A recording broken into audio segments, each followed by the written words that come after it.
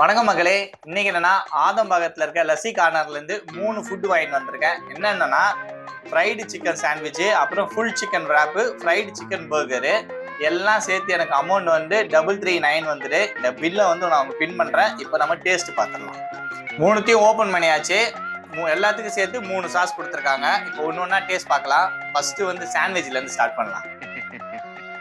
Sauce வேணாம், ராவாகவே taste பண்ணலாம்.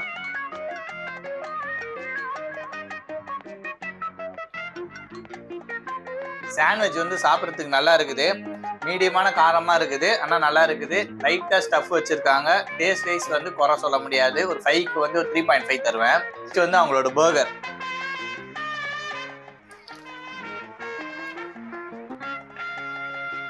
ஓரளவுக்கு இன்னைக்கு KFC மாதிரி கொஞ்சம் பெரிய பீஸ் தான் கொடுத்துருக்காங்க. KFCயில் கூட இவ்வளோ பீஸ் தருவாங்களான்னு தெரியல. பார்க்க அப்படி தான் தெரியுது. டேஸ்ட்டும் நல்லா இருக்குது. பர்கர் நல்லா இருக்குது. முக்கியமாக வந்து உள்ளே வச்சுருக்க சிக்கன் வந்து சூப்பராக இருக்குது. இந்த மேலே இருக்க இந்த பன்னு பார்த்தீங்கன்னா வந்து இந்த KFC மெக்டொனால்ட்ஸில் வர மாதிரி சாஃப்டாக இல்லை, நார்மலாக தான் இருக்குது. ஆனால் உள்ளே இருக்க சிக்கன் வந்து சூப்பராகவே இருக்குது. பர்கருக்கு வந்து 5க்கு வந்து ஒரு 3.5 தருவேன். லாஸ்ட்டாக அவங்களோட ஃபுல் சிக்கன் ரேப்பு.